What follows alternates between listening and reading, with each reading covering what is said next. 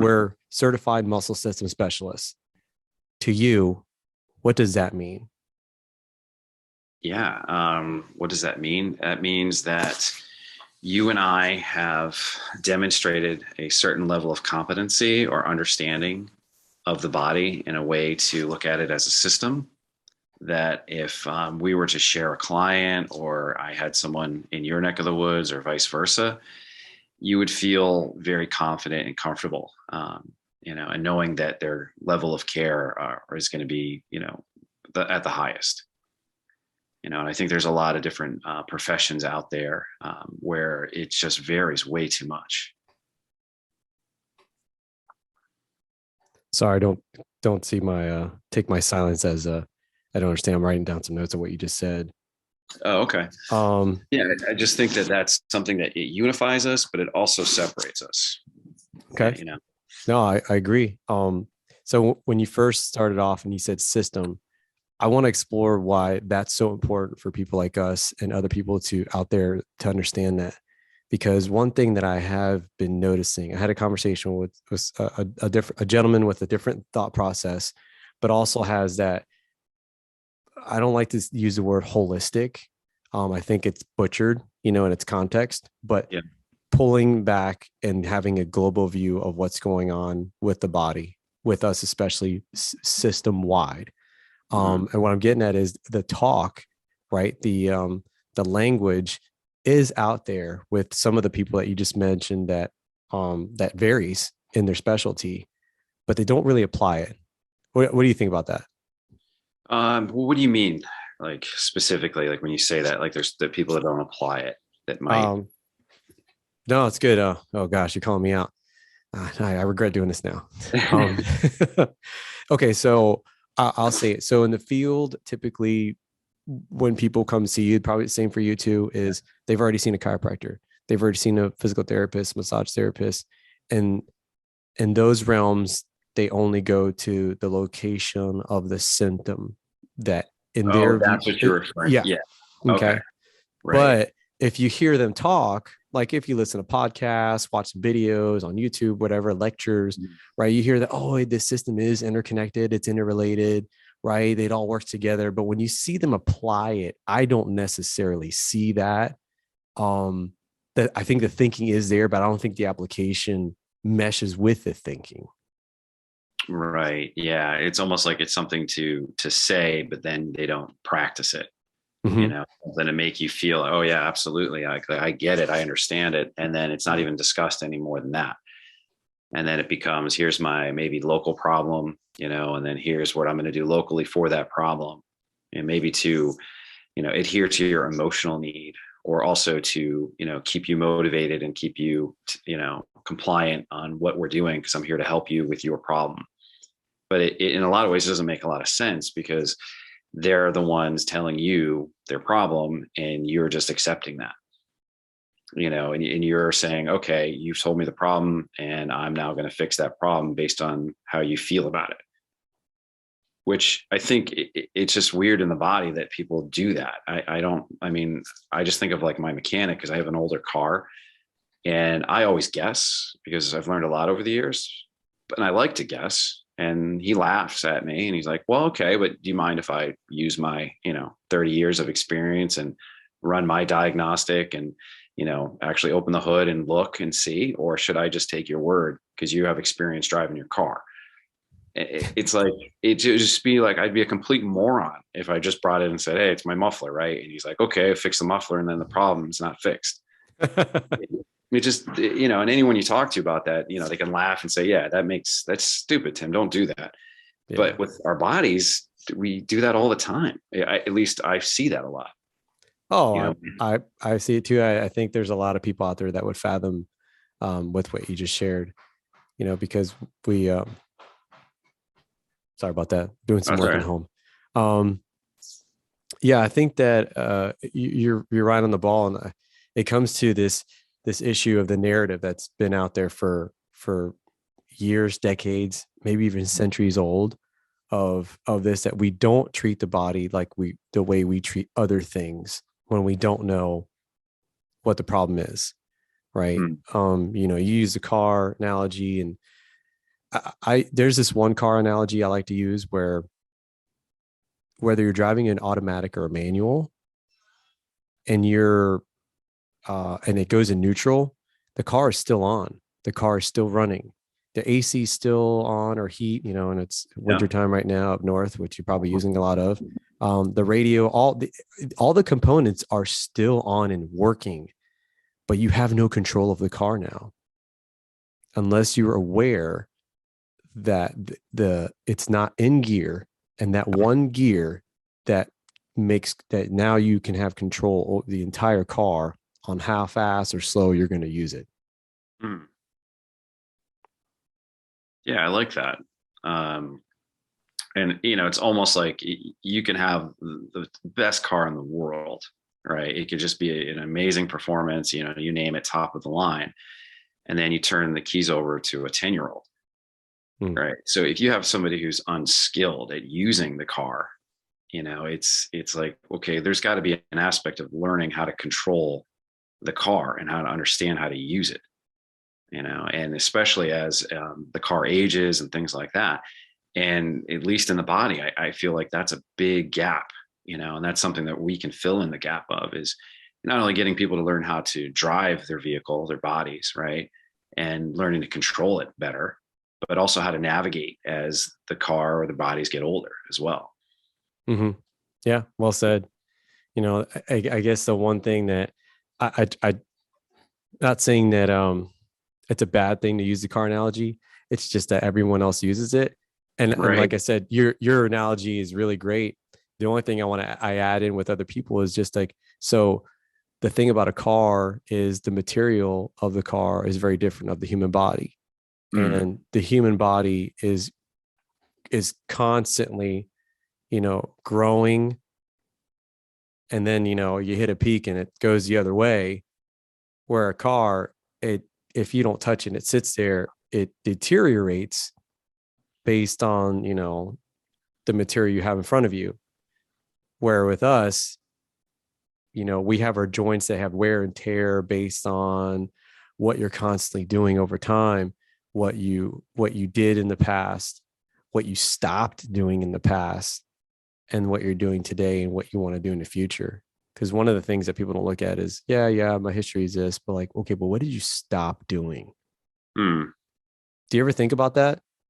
Yeah, I do. I think that plays such a huge role in maybe some of the sensations or problems that people come in with is, what did you do in your past? What were you subjected to? From could be they were athletic, from injuries or sprains and things like that, that they don't realize that they're still carrying with them, Mhm. especially when you can do things that we've learned in the course, such as like, I don't even know, like circumference measurements might be a huge indicator when you see volume decrease in different joints, or we see how they move differently one side and they had no idea or no awareness, things like that, or, even body weight, when they step on a couple scales and they're, 30 pounds heavier on one side and not the other. Mhm. These little things are indicators that, okay, maybe this just didn't happen when you woke up. And maybe this has been going on for a long time, and the history of what you've been doing or what you've been exposed to plays a role into what you're presenting now. But Mhm. I don't think a lot of people look at that. To your point. No, we have a very quick fix mindset on what you said, sensations, whether you're in pain or feeling tightness or however someone describes it. Um, we want it gone immediately, and you can have that, right? We know Yeah. that there's people right around the corner that will give you that type of service. And I usually go with like, okay, what are you measuring other than your sensation? Because I think that can be very dangerous if you're only using that as a measurable, outcome.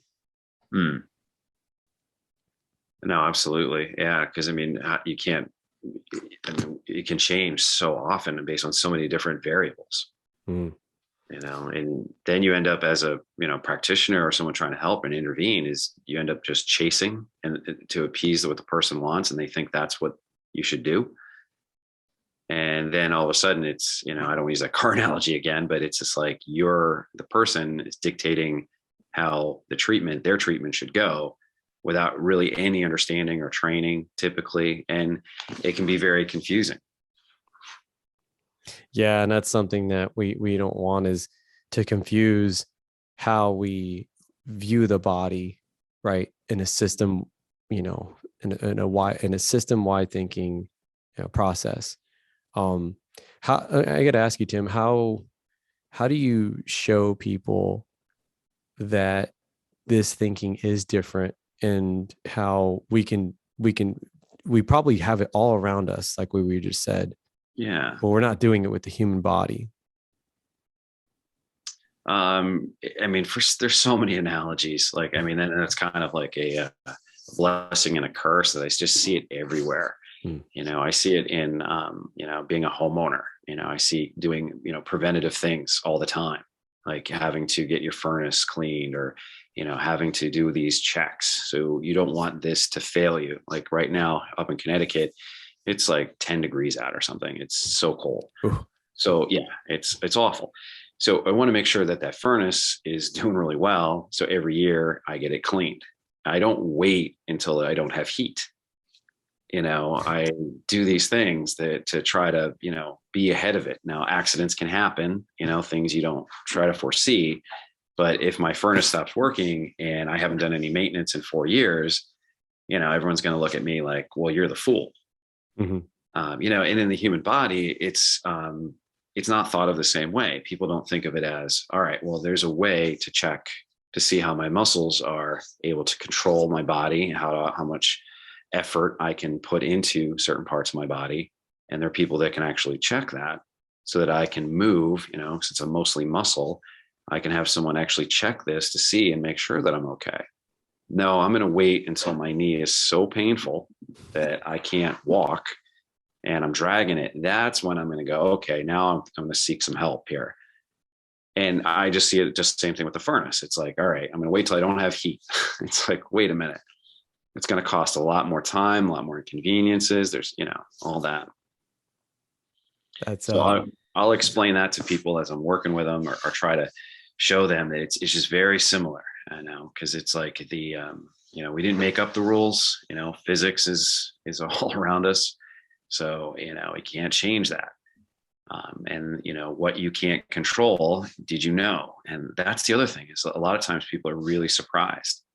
I don't know if you find this in your practice, but a lot of times if someone comes in with, say, a knee injury, and we're looking at their hip or something else on the opposite side of their body, and they're like, why? Oh, wow, I can't do anything here. Mhm. I never would have known. And that's the funny thing, is like, you came in, what'd you feel? Oh, this is what hurts. What can't you feel? Oh, this, I can't feel my hip on the opposite side. Wow, when I start to feel my hip on the opposite side, I don't have as much knee pain. Huh.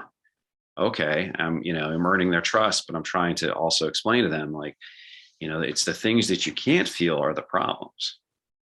Isn't that wild? Yeah.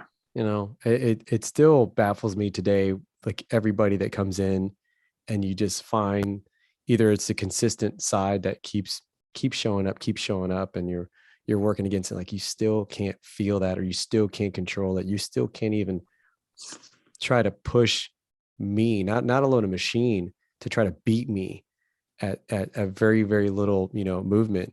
And by the way, I gotta laugh a little bit with the furnace talk. I'm in Tampa. I don't. Oh, right. Yeah. Yeah, I don't know. We don't You have don't, basements. I don't know what a furnace is. No, I mhm. do. But no, it's a great analogy.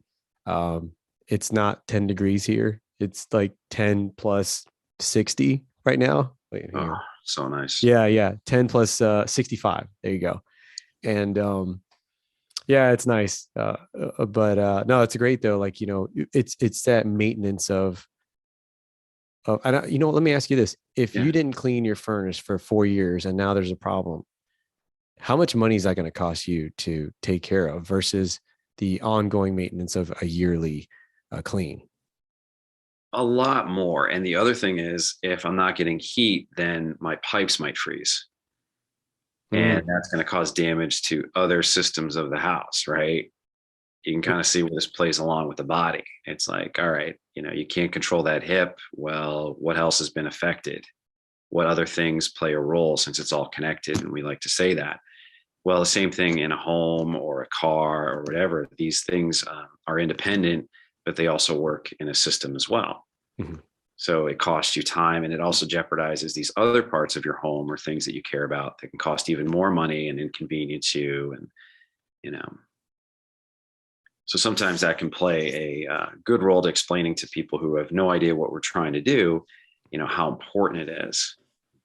Yeah, absolutely. Just to keep something, lubed up for a Yeah. while versus like, it's going to blow real soon. And now you're going to have bigger problems, which will lead you down to surgery, um, or other means that's going to put you out of commission for a while, whatever it is that you're doing.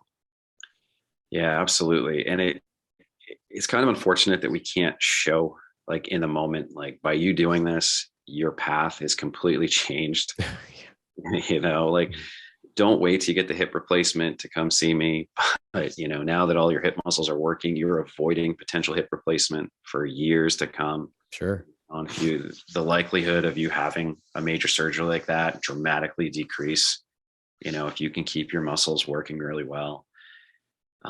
But because it doesn't resonate in the moment, it's, at least I find it, it's one of the challenging things to explain and articulate to people, as they understand, like, what you're doing now is such a deposit into your health.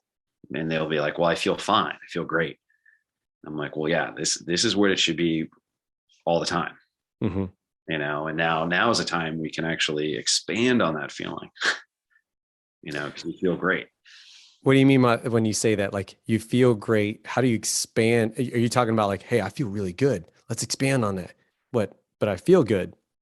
Like, Yeah, like sometimes when people come in for that sensation they don't like or mhm. something, and you quote unquote, you solve it, right? And all of a sudden they don't have that sensation. They think sometimes that they're fixed.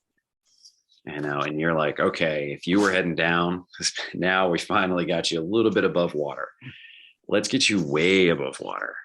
Let's make this more, there's so much more now that we can look at, and I can, challenge you, and I can, help you with, that you don't have pain or these problems that are interfering with it like they used to be.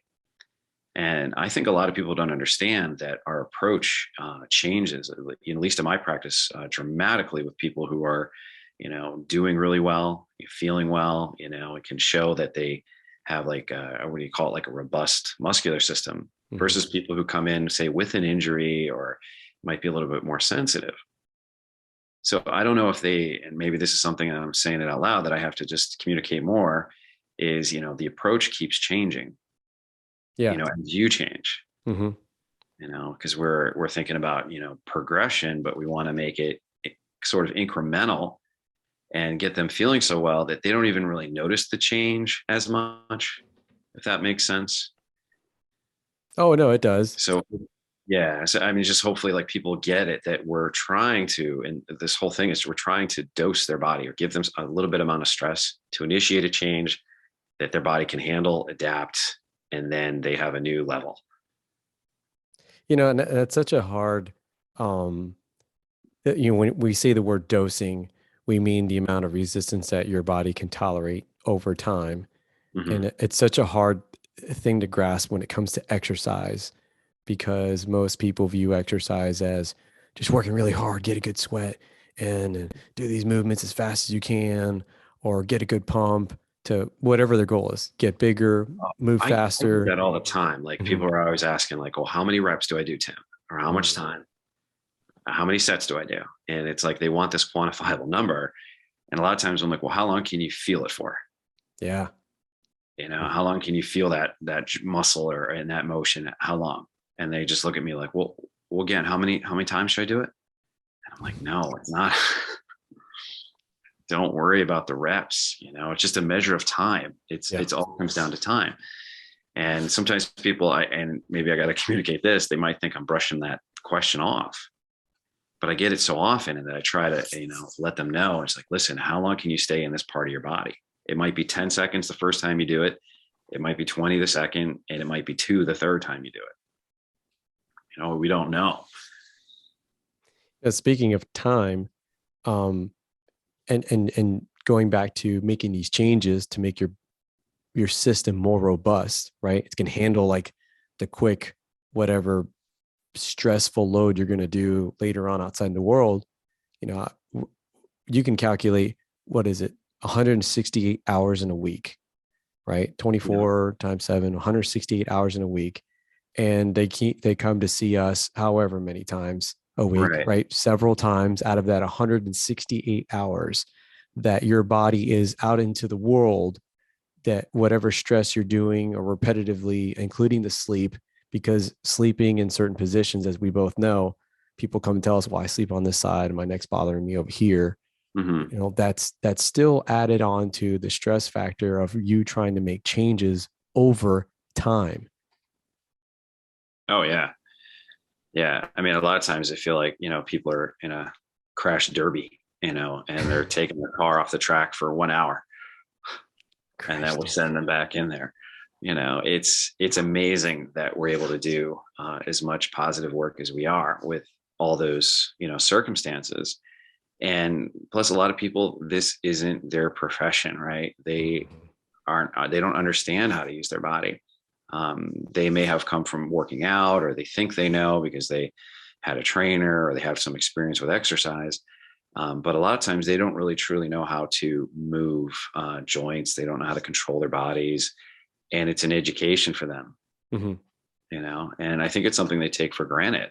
They think, oh, well, I'll just do these exercises, but they're not, I don't know, maybe mindful is the word. They're not mindful exercises. They're maybe just thinking about motions. Okay, I just got to do this movement this many times and I'm going to get better. Yeah, And it's kind of maybe sometimes brushed aside, like, this is my homework. Oh, I got to do this. And I think that's another thing that makes what we do is unique, is we need participation. oh yeah. It's not someone who just lays down on a table or whatever and just, okay, let me do this thing to you, and you just relax and okay, and then I'll see you next time. It's like we have to work together to get this, and I need you to do a ton of work consistently, and I pray and hope that you do, and I try to give you everything possible and explain a lot so that you really understand it, and then I'm crossing my fingers that you're going to do it, and then when you come back, hopefully we can continue that path. I'd like to explore this more, what you just said on their end, they have to participate, because that's one of the, right now in this day with what's going on out in the world, Hmm. participating in person is, it's very low on the totem pole, Yeah. and a lot of I don't know if you get asked this, but I get asked, do you do this virtually? And I know where you and I can go with this. It's like, well, how can we know, how can we know that your body is able to handle some amount of load there in time through, a computer screen? Yeah. I mean, we can do things that are, we can still do a lot virtually, Yeah. thankfully, and, active range of motion, or just having them move their own limbs and joints. And, we can observe, but you're right. We can't measure what they can handle, what they can control, or if they're not in front of us, you can only see so much. Yeah. I mean, going back to the car analogy, would you just zoom your mechanic and say, hey man, it's the muffler again? It's like, Right. what do you Yeah. need me for? If you know it's the muffler, go take care of it. Yeah. Or, the furnace guy bringing down my computer and just showing them, what do I do? I mean, that's where we get into trouble with some of these other things, right? We go online, we go, okay, I can fix my car. I'm just Mhm. going to watch this 2-minute video on how to do it, and that causes a lot of professionals in those fields to get really frustrated because they end up having to do more work. Yeah. Because they're like, did you watch some instructional video? And then Mhm. just get confused and lost. And now I'm here to not only do what I could have done a lot easier, but I got to make up for all the stuff that you didn't know about. Oh yeah. You just sprouted a story in my head where I was at the gun range and I bought this like fancy looking gun cleaning kit. And I went to the gunsmith after I was done to have him, do something with my pistol. He takes it apart and he immediately recognizes what I used. like the chemical, the name brand. I don't want to Yeah. say it out loud, but he goes, "Hey, you Yeah. use this, didn't you?" And I go, yeah, yeah." And I was like excited. He goes, "Yeah, don't use this on your gun. This stuff is terrible." And I was like, just, that shriveled up, Yeah. Right. here's a gunsmith that takes apart guns all day long. He knows he knew by looking at this, this lube that I use to clean my gun, and recognize it without even, I don't know what it was. He just recognized and said, "You use this, don't you?" I go, "Yeah." Yeah. "Nope, that stuff is terrible. Do not use this. I know it Mhm. looks cool. It's got great looking logos and branding and stuff, and everybody likes it. This stuff ruins your gun. Stop using it." Yeah. And you're like, "Yes, sir." Right. Yeah. Good to know. Good to know. Yeah. Yeah. Because even when you think you're making the right decision, of course, you wouldn't purposely try to ruin your gun. Yeah. Um, you talk to somebody who's a lot of experience and understanding, they can point you in the right direction a lot sooner, a lot faster, Yeah. you know, Yeah. And that's and definitely what, and I learned right then and there. Um, if I have a question I don't know anything about or what I'm considering, I immediately go to them, and they're very giving on their time. So, not a gun enthusiast or anything. It's just, yeah, it was a long time ago, years ago. And it just sprouted up because of what you just said, because I don't know anything about it. I just bought it and it looked cool, and you guys sell it here. right. So, but I'm sure with him, he's like, "I'm not the boss. I just work here, but I'm helping you out." And that's the thing is, there are things out there like people like us that look at things differently, and we want to help people out. And I think it's cool that what you just said, we want to keep going above the surface. We want to expand on that feeling of being good. Because one of the big problems I'm sure that you and I can relate to is the typical means of handling someone that's been dealing with pain is, "Hey, I have pain." "Okay, great." And then, at the end of the session, like, "How do you feel?" "I feel great. I have no pain. I will call Mhm. you next time I have pain." And to us, we're like, "Well, wait, what?" We want to keep going, this direction, Yeah, because, and you know what? They might be able to go in that direction on their own. Very unlikely. There are a few anomalies out there that can, for sure. but for the most part, it's now we're going back to this reactive phase of how we take care of our bodies versus proactive, like what you do with, with your car, with your furnace. Yeah. Yeah, So, absolutely. Yeah. And it comes down to the skill of the person doing the exercise as well. I mean, if you don't have mm, somebody observing you or showing you, or, I mean, a lot of times, I don't know if you do this, but I'll say, all right, what did you do? Let me show me yeah, the yep, beginning of the next session or whatever. And I'm like, okay, pretty good, except you got to move this way and don't turn this way, because sometimes just moving just a little bit will influence a totally different part of their bodies, yeah. which over time could potentially lead to other problems they weren't even aware of because they didn't feel it in the moment.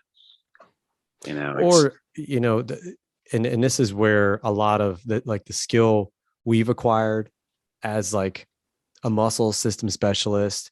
And I say that because I want to, getting into the mechanical side of how a joint moves and the mhm. muscles pulling on, on a lever.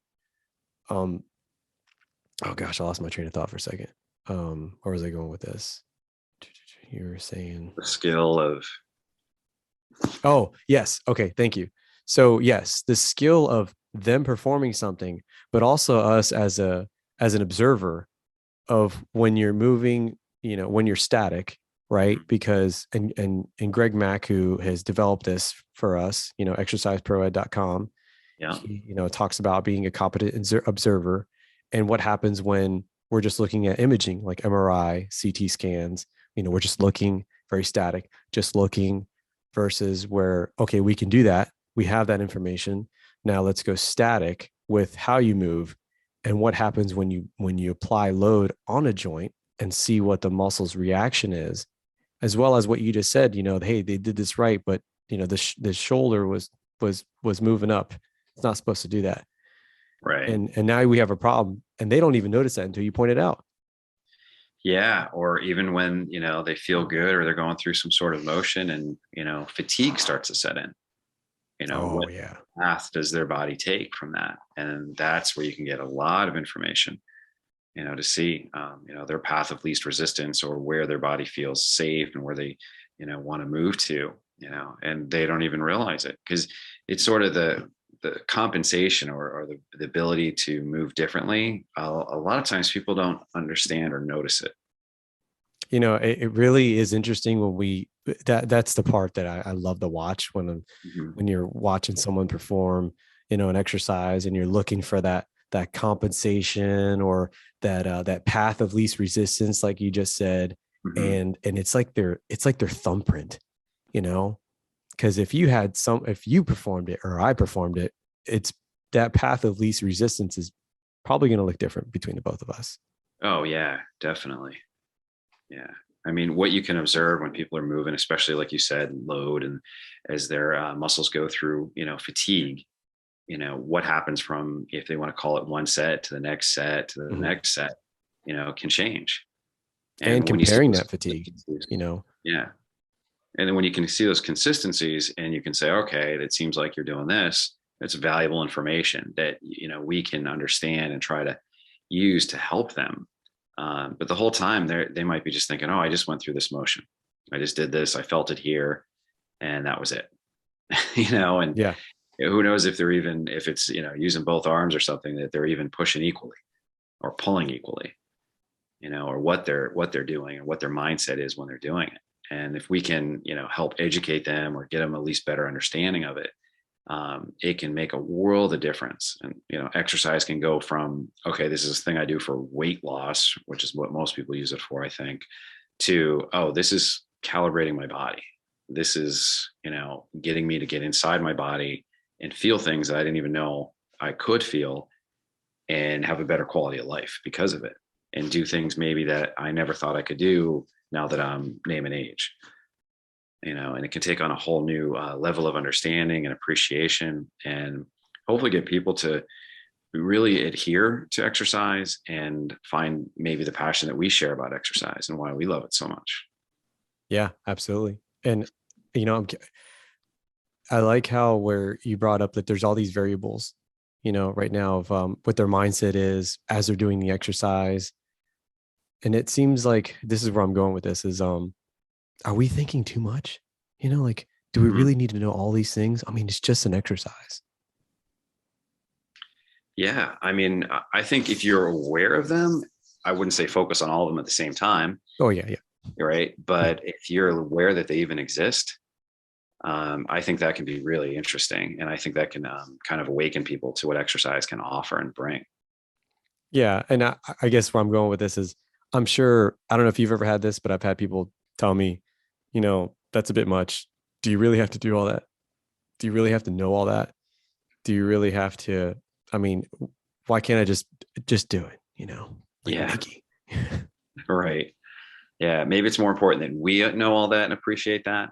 And we can give the advice to help them with their current situation, and give them maybe the least amount of information that they need to know to help them. And if they show that they want to learn more, then great, we can, expand on it. But at least give them, the tools and the capabilities to be successful, not only with us, but on their own. Hmm. I think that's so important, because I don't know, a lot of these modalities, once they send them on their own, that's it. I mean, there's not really too much, given as far as advice or instructions. You might get a piece of paper or something like that, or go watch this video, Hmm. and then, yeah, then you're taking some people and sending them on their way. Man, well said. Made me feel better about myself. Not saying what you said was bad. About that because I deal with that personally, and it's a struggle. And the way you said that was just so great. I need to work on being better about the fact that what I'm doing passionately, such as yourself, is that, well, that's what I'm here for. Yeah, absolutely. I mean, that's what another thing connects all of us muscle system specialists, I believe, is that you don't just fall into this field. This isn't really just like, oh, I'm going to do this on the weekends. Yeah. Like, I'm just going to pick up and teach this class. I mean, this is, very committed people who, never ending learning, people who are always, and we all want to help people. I mean, that's Yeah. why we got into it. We want to help ourselves. We found this tool of exercise to be an amazing benefit, and we want to share that. And not everyone's willing or wants to hear everything we know, and and everything we want to share. But if we can give them just a little bit, that's a little bit more than they had before, Yeah. and that little bit can help them tremendously if they're open to it. Yeah, absolutely. Yeah. I'm trying to think. Oh man, that was well said. Um, man, you caught me at a dead end now. Uh, That was good. I don't know if there's anything else at the top of your head that you wanted to keep unraveling, because I think what you've been saying is very, very insightful. Um, like you said, as as the muscle system specialists, we are very passionate about what we do, and the small little, the amount of people that, and it is growing, the small amount of people that are in this group. We try to get together once a month online and share like a complex case, even for us, because we specialize in complex cases on ourselves, but then sharing one complex case that we can all learn from is super beneficial. And one of the big key point I want to also mention too is these aren't protocols.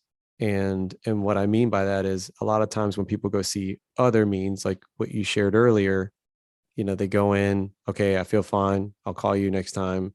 Well, protocol is something that's already predetermined. Oh, you have this, therefore this is what you need to do, right? You follow these guidelines, exactly how they were, very robotic, without any sort of finding out that history that we've just been talking about, the what they want to do in the future, and where, are they robust? Are they cleaning the furnace yearly, or are they just waiting for it to finally blow over? yeah. And that's where, like, protocols are just there. If it works and it helps, hey, that's great. But if there's no thinking behind what your thumbprint is, for the individual, Mm-hmm. right? For somebody that's just completely unique and different, then the protocol has to go out the window. Oh yeah, I completely agree. I mean, that's why I'm, muscle system specialist, is I don't want to adhere to protocols. Just because, I mean, it's almost like a shotgun approach. You lump somebody into this category. You have this, okay, so we're going to do A, B, and C based on the protocol, and that's it. And if you do well, oh great. If you don't, I'm sorry.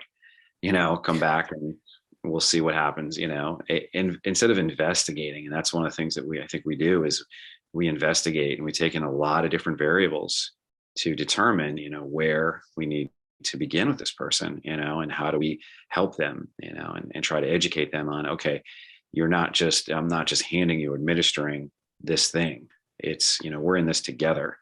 I hear what you're saying. I hear where your pain is, but, let's investigate, and, allow me to ask you a lot of questions, take a lot of measurements, so that I can help you the best way that I know how, versus, okay, let me do this to you based on this, whoever set this protocol, and, let's cross our fingers and keep coming back. And that's the other thing that sometimes would irk me, is that I will get people and they've been in these different modalities, and I'm like, okay, well, what did you do? And they would say, oh, I did this. And I'm like, all right, well, how long did you do that for?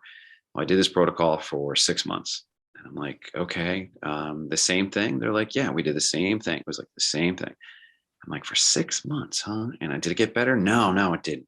And I'm thinking, for 6 months, they might have been in the wrong part of their body. Yeah. Meanwhile, the rest of their body isn't receiving the same amount of stress. So the tissues, their muscles might be atrophying a little bit. They might be getting weaker in other areas, and then it just feels like, oh, I just wish they had come to me first, or someone like us, so we could have, figured it out sooner. But Yeah. people are willing to do this protocol thing for long periods of time and hanging in there, which unfortunately sometimes, at least up in Connecticut, it's like I get this, all right, we got to figure this out like yesterday. Like, I mean, sometimes I laugh. I'm like, if I had 6 months of you coming in, and I had that, and I just knew that, all right, I have all this time to figure this out and all that. Oh, great. Yeah. That'd be wonderful.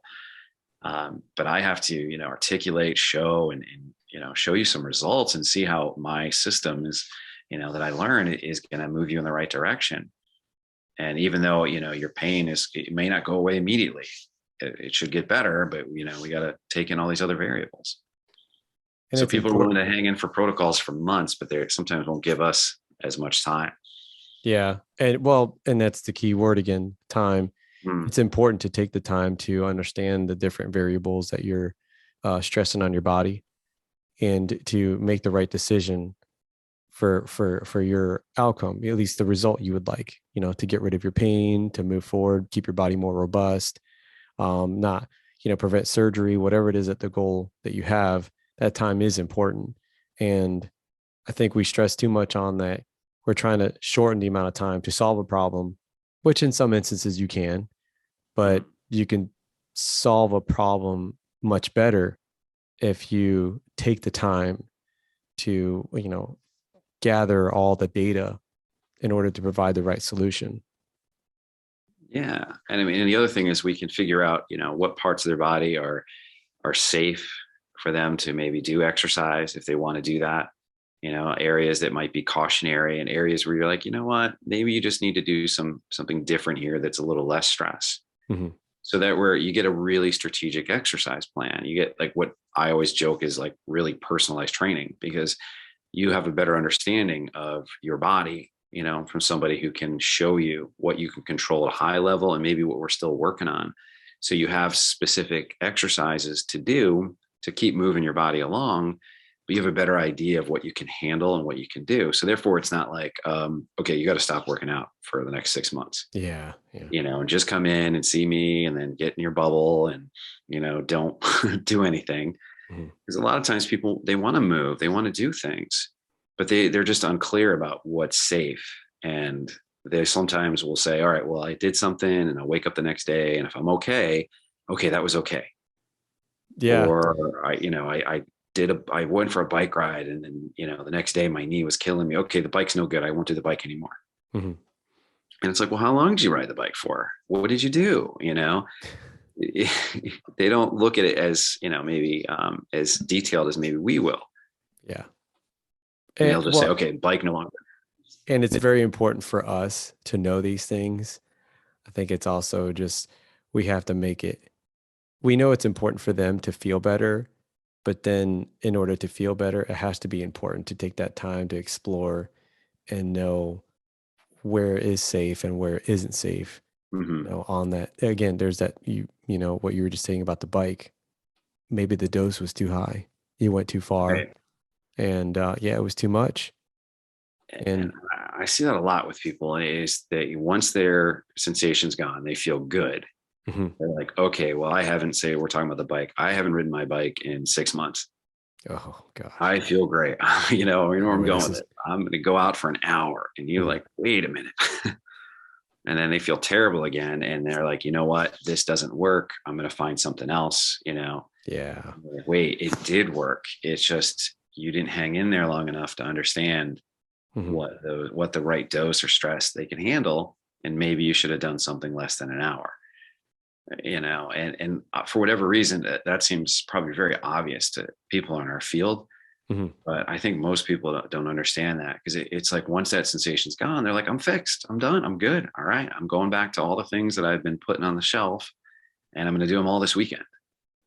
I like where you're going with this because again, we're bringing back the time factor, Mm-hmm. and when people start to feel better about moving around, and then they go for that long bike ride, but then they feel bad because they went for like an hour, which they haven't done in months. The thing that's missing is whatever that they were feeling, whatever pain or, sensation they were feeling they didn't like before, the body's been in that position for a long time. Yeah. And yeah, we may have changed it for a little bit, but Right. it's got to take time to work out of those positions for your body to last longer above water, like you said earlier. Yeah. Yeah, it's a funny thing, but when I started my career in personal training, I remember I was green, just got my degree, and I'm having clients for the first time, and these guys would say, oh, well, Tim, my first workout, I don't want to look like Arnold, like don't make me look like Arnold. And I'm thinking to myself, you're 40 years old, very inactive, you have a Mhm. desk job, and this workout, okay, I won't turn you on Arnold Schwarzenegger overnight. It's they don't people don't know. I mean, it takes years and Oh years, man. and if you've been, like, to your point, which is great, is that if you've been in this position for so long, and then we're finally giving you an opportunity to move differently and it feels good, and now you want to stop because you think you're fixed. It's like, Yeah.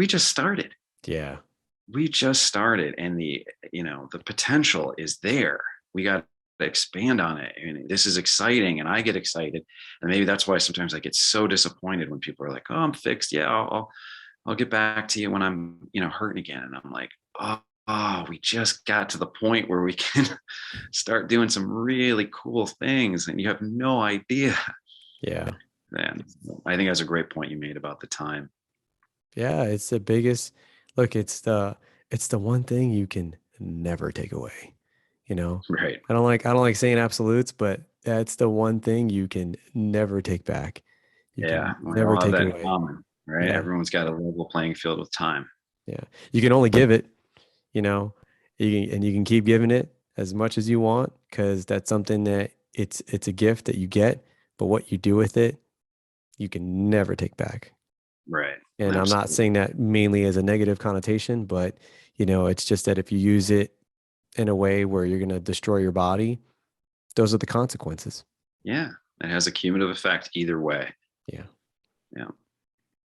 And accumulative can be good or bad because if they're being more accumulative with their time to give to continue seeing you, and progressing and that Mhm. that good upward angle to keep feeling better. I'm still feeling good. Let's keep going there.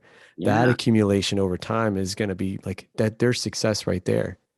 Yeah. It's like the guys in finance that I work with. I'm like, oh, you guys probably know a lot about compounding interest, right? Make a good investment, watch now in 20 years, it's okay, it's growing. There's some dips along the way, right? Things Mhm. sometimes drop, but you look at the 20-year span, it's heading in the right direction. Same thing with the human body. I mean, what you're doing now is affecting 20 years from now. You may have some dips, you may slip, you went skiing, you fell, or things can happen that you can't predict. But overall, you're going to be in a much better place because of what you're doing now. It's going to have that positive effect long term. That's wonderful, man. Wow, that was a great analogy. I love that. Do you think do you think even though okay, with that compounding effect or excuse me, interest, you think that would affect on the other end where we can gather more data and going up? It's like, okay, we know you're going to keep going this way. And then the more and more you keep showing up, the more and more you keep doing these exercises with us or the homework that we give you without us, right? Of that 168 hours a week, right? Now you're going up in that spiral. Do you think we can even predict, you know, those less dips, as you say? Potentially. I mean, I think anything is possible, right? I mean, especially, I mean, I just look at what it costs to work with one of us versus what you get, and you talked about it earlier when we were talking about the furnace and how, okay, how much is that going to cost me? And then the pipes froze and how much is that going to cost me and all that. It's like, yeah, if you start out and in 20 years, you've been working on your muscular system, yeah, there's going to be some, dips along the way, but we can see that you're improving. We have a better understanding of, where you need to move, and you have that understanding, and okay, I can do this and feel good, and or I'm working on this, but it's still proactive because you're working on it. It's not like you're stopping and you're doing things at a high level where you're comfortable. Yeah, I think that's an amazing gift. And especially if you get somebody as our systems are aging, as our bodies are aging, we're all declining, right? Mhm. So if you're avoiding surgeries, if you're avoiding medications, if you're avoiding all these things that cost, and there's a cost for that, it's like a, sink cost where it's having a negative effect on your body, and you're doing things that are positive. I mean, yeah, I think absolutely. I mean, if people would buy into that, and understand that and allow us to help them with that. I mean, of course, I'm a very biased person being a practitioner, but that's what I'm trying to get people to understand. No, and there's nothing wrong with that. Sorry about that. My dog I just muted myself, so I didn't know if you heard him in the background. Yeah, no, that's okay. Um, I agree though, and we're all biased. I think it's going through the muscle system specialist course. I love how Greg Mack, the founder, talks about the different versions of biases, and he says it's very important to know what your bias is Right. and understand that, because we all have it, and most people aren't really aware of it. So there's nothing, I'm come on, I totally agree with you, and I think that going in that route, because you're saying that word proactive, I love it, and I think there's people out there that are proactive, but we're choosing to use it where, let me give you an example. So the people that go around, they chase their sensations. You've seen this. Hey, Yeah. my neck's been bothering me, and I went and saw, this person that does this thing with needles, and Yeah. they It's try it a few, sometimes just right? to interrupt, but it's just like you find that they have like a time frame in mind. Like I'm going to give this person, they may not communicate it to you. I'm going to give this person 3 hours. And then if that doesn't work, I'm moving on to the next one. Yeah. So yeah, like, Mhm. yeah. Or it could be making it worse. Mhm. But no, you're right, right? They go see them, and then, like you say, 3 hours, and like, nah. If they gave you 3 hours, that's actually plenty. There's people that'll just give them 1 hour, like, nah, that Yeah, didn't that's work. true. Yeah. Right. We know that. We know, like, even an hour, less than an hour, nah, I'm not going back to that. Or Yep. they go to someone else that, does a lot of noise with their spine, and some bad experience, or the experience wasn't what I expected. Again, 2 3 hours, less than an hour, nah. um they go to somebody and they stretch them to death, right? They just, Mhm. now, I like where this is the hard part right here, is you're chasing your sensation. You want that sensation gone. We want it gone, obviously, for a longer time frame. Is that word again? Time. Yeah. um I think that's a very hard mind to switch over, because it's a quick fix mode. But I think, it is a proactive take, because, like, I want it gone. I really want it gone, because they, Yeah. they want to move around. Yeah. And I mean, at least they're not, trying to say, okay, give me a drug for this, give me a shot for this, and let me keep going. They're at least trying to get other opinions and other advice, maybe, to see how they can solve this problem that they're carrying with them. And depending on how long they've had the problem, how much of an emotional strain it's had on them, and how much significant it becomes part of their personality, even, like I've met people who are like, oh, that's Tom with the bad back. Because everyone he meets, he talks about his back. So it becomes so ingrained in him that he's just so convinced, he's convinced himself that he's going to have this forever, that maybe he's not giving, everything to the person who's trying to help them or give them advice as well. Now, I guess that's a whole nother topic to talk about. And unfortunately, I'm actually running out of time here. I didn't realize this was a lot of fun. Actually, time flew. It's already 3. I know, man. I was like, oh wait, I wanted to get into Yeah, I this was right thinking the here, same thing. actually. I just looked. I'm like, oh, I got 3 minutes before I got my next person coming in. All right, man. I'll we'll cut it here.